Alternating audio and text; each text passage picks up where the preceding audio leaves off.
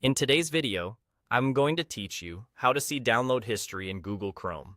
If you've ever downloaded a picture, a PDF, or a setup file, and then immediately forgotten where it went, this quick walkthrough will get you back on track.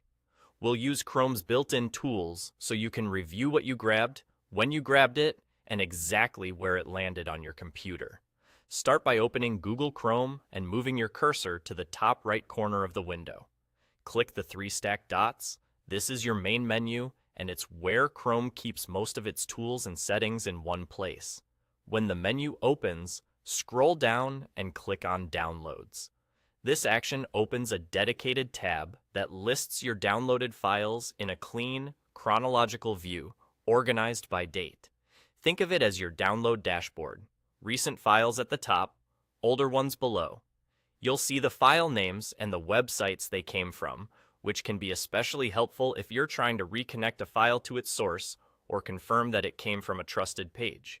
If a download didn't finish, you'll see that status clearly. So you know at a glance what succeeded and what needs attention. If you love a faster route, there's a built-in shortcut. From anywhere in Chrome, simply press Ctrl+J on your keyboard. This instantly opens the same download history page without you needing to open the menu. It's a great habit if you check your downloads often, and it works whether you're browsing a website, filling out a form, or just sitting on a new tab. Now, what if you don't just want to see the file listed? You want to jump right to where it lives on your computer. On the Downloads page, look for the option labeled Show in Folder next to the file you care about. Click it, and Chrome will open your system's file manager and highlight the exact file automatically. On Windows, this opens File Explorer with the file pre-selected, so you can copy it, move it, or rename it immediately. If the file was moved or deleted outside of Chrome, you might see that it can't be found, which simply means it's no longer in the original location. That's all there is to it.